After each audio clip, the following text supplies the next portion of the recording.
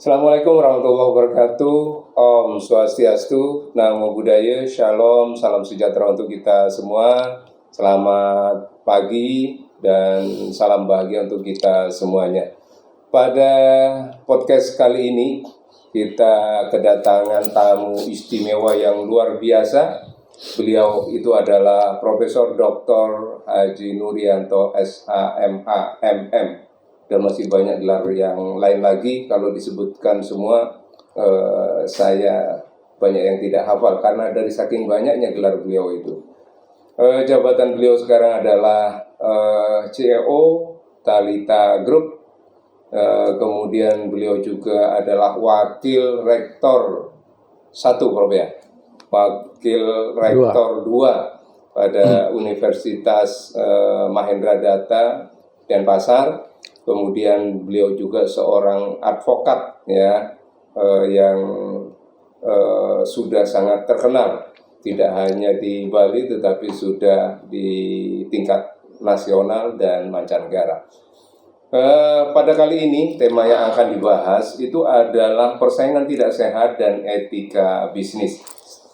Pemirsa, pada kali ini bersama Talikata Podcast Thalita Media Rehan, mari kita bersama-sama bahas tuntas terkait dengan persaingan tidak sehat dan etika bisnis bersama Prof. Nuryanto. Bisnis memang banyak dilakukan oleh seseorang, baik itu secara individu maupun melakukan kegiatan bisnis dalam bentuk badan hukum. Ya, baik itu CV, kemudian PT, dan lain sebagainya. Sehingga bisnis sekarang itu adalah menjadi penopang perekonomian di Indonesia, sehingga ini harus ditata sedemikian rupa sehingga tidak terjadi persaingan yang tidak sehat. Nah, ketika terjadi persaingan yang tidak sehat, maka akan terjadi banyak para pengusaha yang dirugikan. Kemudian banyak distribusi yang tidak merata dan lain sebagainya. Sehingga mari kita bersama-sama kupas tuntas persaingan tidak sehat dan etika bisnis bersama Bapak Profesor Dr. Nuryanto. Assalamualaikum Pak Prof. Waalaikumsalam. Alhamdulillah sehat Prof. Amin. Alhamdulillah. Cerah, masih bisa ngikuti podcast ya, berarti masih sehat. Podcast ini luar biasa, Prof, bisa menambah wawasan, bisa menambah ilmu, tetapi juga tidak kalah pentingnya kalau Pak Prof ini harus bisa memberikan pencerahan terhadap kita agar supaya persaingan bisnis yang ada itu bisa berjalan dengan baik, terutama nanti akan dikaitkan dengan etika bisnis. Pak Prof, ada beberapa masalah terkait dengan persaingan ini dalam dunia bisnis. Apakah dalam kegiatan bisnis itu memang benar ada Pak? Gimana persaingan bisnis itu, Bro? Terima kasih ya. Jadi kalau kita lihat persaingan usaha itu diatur dalam Undang-Undang Nomor 5 Tahun 1999. Jadi salah satunya adalah bahwa mitra bisnis kita, kalau kita bermitra, itu tidak melakukan sewenang-wenang. Jadi harus fair. Misalnya adalah membuat kebijaksanaan yang merugikan mitra bisnisnya, yang kemudian membuat satu harga yang tidak unfair, tidak ada ketentuan daripada harga yang ditetapkan sewaktu-waktu fluktuasi tanpa pemberitahuan sebelumnya. Ini juga satu perbuatan yang dilarang di dalam Undang-Undang Nomor 5 Tahun 1999. Nah, tetapi di dalam jangkauan luas, Undang-Undang Nomor 5 Tahun 1995 itu mengisyaratkan bahwa tidak boleh melakukan monopoli atau menguasai satu pasar untuk kepentingan perusahaannya tersebut, kan itu toh. Nah, yang kedua, monopoli dan monopsoni tidak boleh. Jadi itu yang paling penting. Nah, persaingan tidak sehat itu yang banyak sekarang dilakukan adalah antar mitra bisnis sesama di dalam satu perusahaan, di mana salah satu mitra bisnis itu melakukan misalnya kebijaksanaan yang tidak merugikan mitra bisnisnya. Yang kedua, kita lihat sendiri bahwa bersifat menekan mitra bisnisnya, itu yang disebut dengan abuse of power. Itu nggak boleh. Jadi hal-hal itulah kemudian melakukan persekongkolan jahat. Nah, ini banyak dilakukan oleh satu perusahaan yang bermitra dengan perusahaan lain. Persekongkolan jahat, misalnya apa? Dia bersekongkol dengan pihak lain untuk menekan yang satu mitra bisnis. Ini tidak. Jadi Undang-Undang Nomor 5 tahun 99 itu betul-betul menekankan beberapa hal yang dilarang di dalam melakukan usaha atau melakukan berhubungan antara satu perusahaan dengan satu perusahaan yang lain. Inilah yang dilakukan. Oke, Pak Prof. Ini kaitannya dengan abuse of power, ya. Menarik sekali dalam dunia bisnis itu ketika ada tekanan-tekanan kepada salah satu mitra. Tadi sudah disampaikan oleh Pak Prof. Nur bahwa berdasarkan undang-undang Pak Prof ya, nomor 5 tahun 1999 itu bahwa ya monopoli tidak boleh, monopsoni juga tidak boleh, abuse of power juga tidak boleh. Nah, ketika ini yang terjadi, abuse of power ini luar biasa ini, Prof. Apa memang betul di pasar ya itu ada tekanan-tekanan barangkali mungkin terhadap salah satu mitra bisnis. Tapi izin Pak Prof, ini mitra bisnis ini ya, bukan mitra bahasa Bali loh ya. Oh iya, nah, itu mitra namanya. Oh, itu namanya mitra itu ya. Betul Pak Prof. Nah, ini mitra bisnis ya. Oke Pak Prof. Jadi begini, biasanya dilakukan oleh beberapa perusahaan BUMN. Perusahaan BUMN ini kan merasa bahwa itu adalah milik negara. Nah, jadi kebijaksanaan yang dilakukan itu tanpa persetujuan atau tanpa istilahnya diskusi dulu dengan mitra bisnisnya. Nah ini yang jadi yang penting ini aturannya ini. Lo mau lakukan terserah, nggak melakukan ya begini. Itu kan hanya memaksakan kehendak. Jadi di situ yang saya bilang tadi adalah membuat kebijaksanaan sepihak yang merugikan mitra usahanya. Ini yang tidak benar. Baik. Pemirsa Tali Kata Podcast,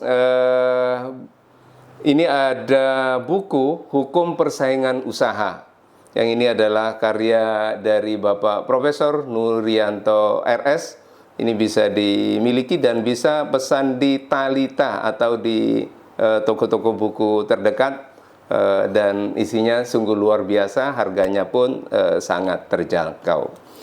Baik Pak Prof, kita lanjutkan. Ini tema yang sangat menarik. Yang untuk selanjutnya ini ada kaitannya dengan etika bisnis.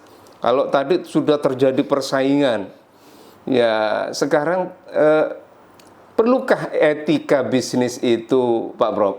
Karena kalau etika bisnis tidak dilaksanakan, itu biasanya persaingan dengan seenaknya begitu ya.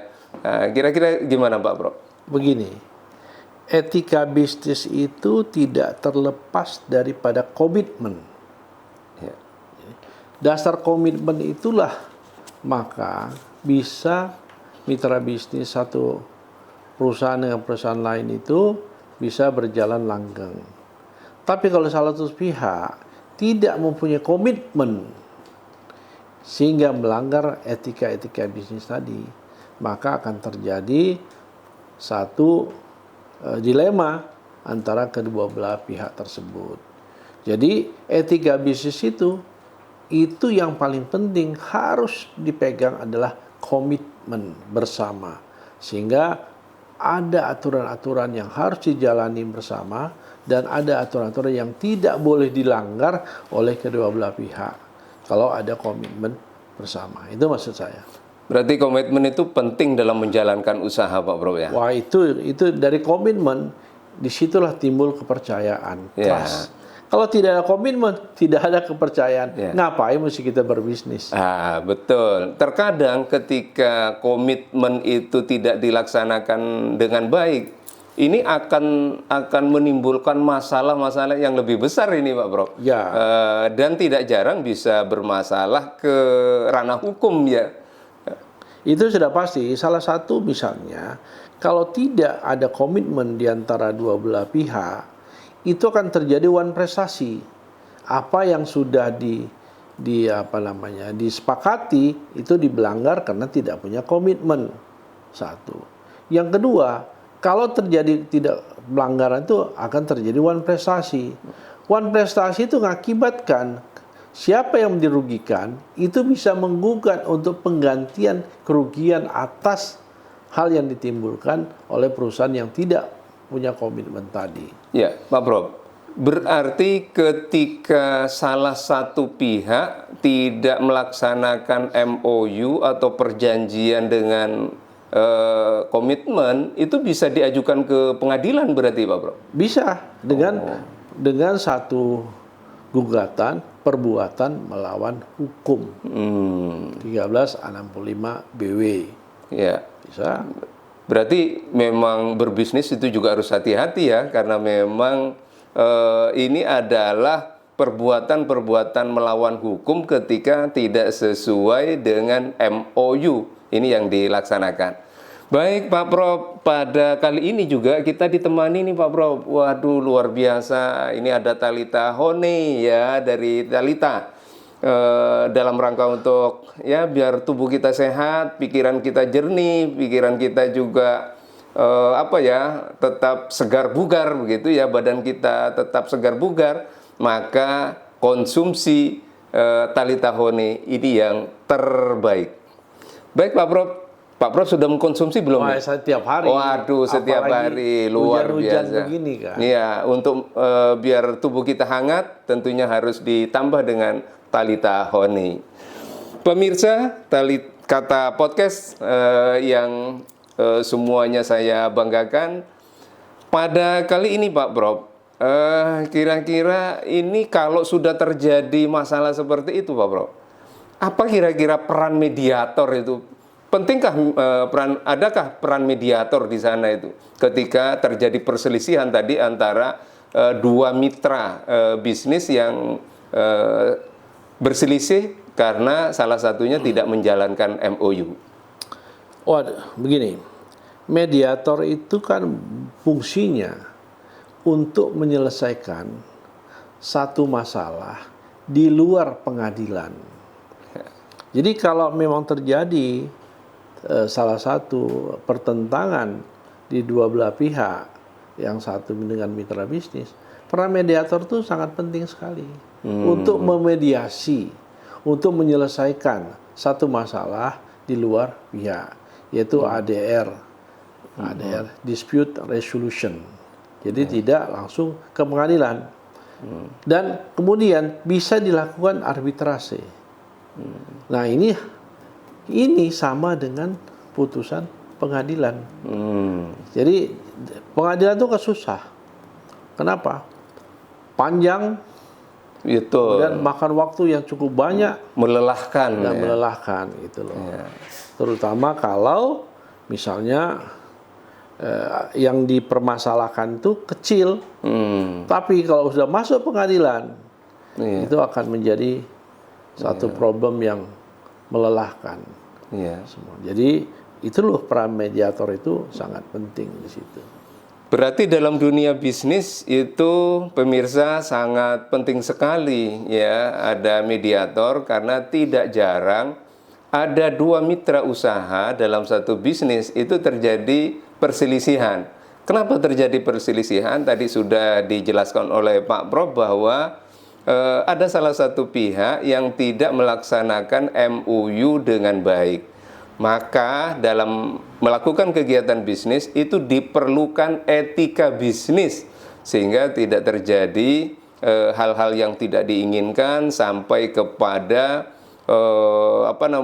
pengadilan dan lain sebagainya. Pengadilan adalah solusi yang terakhir karena ketika masuk ke pengadilan tadi sudah dijelaskan oleh Pak Prof bahwa semuanya akan melelahkan, ya. Butuh waktu panjang, pikiran, tenaga, bahkan materi barangkali mungkin Pak Prof ya. Pasti. Materi juga karena ya. dia mesti bayar lawyer. Nah, betul. Kemudian kalau seperti saya lebih enak karena saya advokat. Ya, pemirsa, beliau juga itu adalah seorang advokat ya, sehingga tahu persis ketika salah satu mitra bisnis itu melakukan pelanggaran-pelanggaran dalam MOU. Prof, barangkali mungkin ini selama Pak Prof dalam kegiatan menjadi advokat barangkali Pak Prof, apakah pernah terjadi pelanggaran salah satu mitra bisnis itu sampai ke pengadilan barangkali Pak Prof? Itu banyak sekali ya. Banyak sekali ya. Karena saya alhamdulillah sudah beracara. Ya.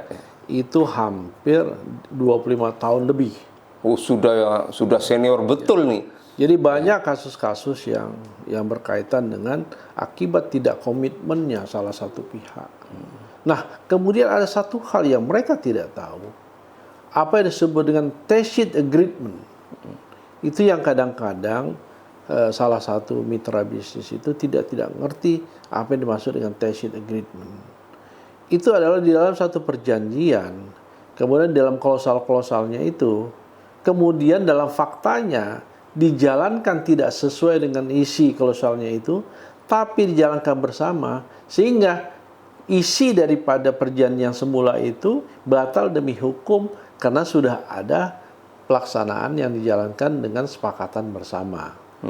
Nah, jadi sehingga pada saat timbul permasalahan, salah satu mitra bisnis dia mau ngacu kepada perjanjian yang dibuat pertama. Padahal ini sudah batal hukum karena ada kesepakatan yang sudah dijalankan berulang-ulang kali oleh kedua belah pihak. Nah, sehingga isi dari perjanjian itu batal demi hukum. Itu yang disebutnya tacit agreement. Tacit agreement ya. Nah, ini mereka banyak pengusaha-pengusaha tidak tahu ini. Jadi begitu ada permasalahan, kembali lagi ke perjanjian yang dibuat. Padahal ini sudah batal demi hukum karena adanya satu kesepakatan di luar perjanjian itu sudah dijalankan berulang-ulang kali. Iya.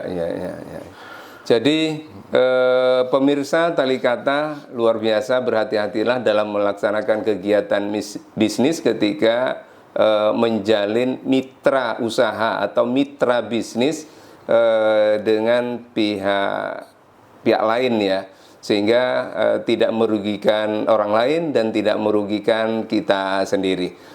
Menarik tema pada hari ini, sungguh luar biasa. Saya pun ini mendapatkan ilmu baru terkait dengan persaingan usaha maupun etika bisnis ya, karena memang etika ini penting ya untuk menjaga perjanjian kedua belah pihak sehingga tidak boleh ada yang saling mengingkari, menodai, sehingga kesepakatan ini dapat berjalan tetap dengan baik. Pak Prof, mungkin barangkali ada solusi yang ditawarkan untuk pemirsa sehingga pemirsa tidak melakukan hal-hal pelanggaran dalam kaitan dengan persaingan usaha maupun etika bisnis. Terima kasih ya Pak Abu Siri. Jadi begini, saran saya kalau mau berbisnis harus ada yang disebut dengan kerjasama yang dituangkan di dalam satu kesepakatan bersama, kan gitu toh. Nah, hendaknya kesepakatan itu harus dijalankan sesuai dengan apa isi dalam kesepakatan itu, sehingga disitulah menimbulkan satu komitmen, kan itu. Nah, yang kedua, kalau namanya bermitra itu harus saling asuh, saling asah, saling mengayomi. Nah, namanya mitra toh. Ya. Nah, bukan melakukan satu kehendak. Karena kalau udah melakukan satu kehendak, itu tidak akan terjadi kesinambungan dalam bermitra bisnis.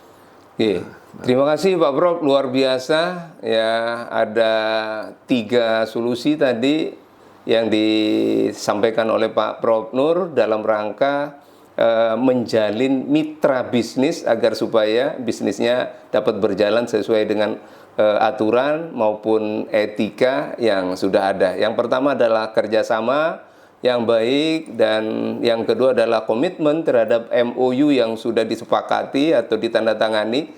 Yang ketiga ini yang luar biasa, ini saling asah, saling asuh, saling asih gitu ya.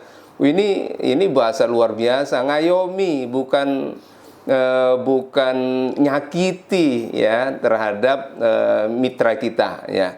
Mitra kita. Saya khawatir kalau di Bali ini kalau berbicara mitra ini kalau terkadang kepleset ini masalahnya. Tapi ini yakin Pak Prof yang disampaikan adalah mitra bisnis ya, mitra bisnis. Baik, Pak Prof, barangkali mungkin ada statement closing yang mau disampaikan kepada pemirsa, Pak Prof. Closing saya itu ada 4 hal. Yang pertama, berlakulah jujur di dalam melakukan satu tindakan apapun. Yang kedua, peganglah komitmen apabila komitmen tersebut telah disepakati oleh kedua belah pihak. Yang ketiga, hindari abuse of power, karena itu egosentris daripada masing-masing. Karena kalau ada egosentris, maka akan terjadi konflik yang tidak berkesudahan. Yang terakhir ini, selesaikanlah permasalahan tersebut dengan ADRT, Alternative Dispute Resolution. Itu diperlukan seorang mediator, sehingga permasalahan itu dapat diselesaikan dengan baik tanpa harus ke pengadilan. Karena kalau ke pengadilan dua-duanya rusak, yang dipermasalahkan 100, yang dikeluarkan bisa 1000. Terkecuali kalau seperti saya, karena saya seorang advokat, saya nggak perlu mengeluarkan duit apa-apa gitu loh. Bayar dirinya sendiri. Bayar dirinya sendiri. Gitu loh. Baik pemirsa Tali Kata yang saya hormati semuanya, saya banggakan semuanya. Terima kasih sudah bersama Tali Kata Podcast ya. Luar biasa, ada 4 dari closing statement tadi dari Pak Prof Nuryanto.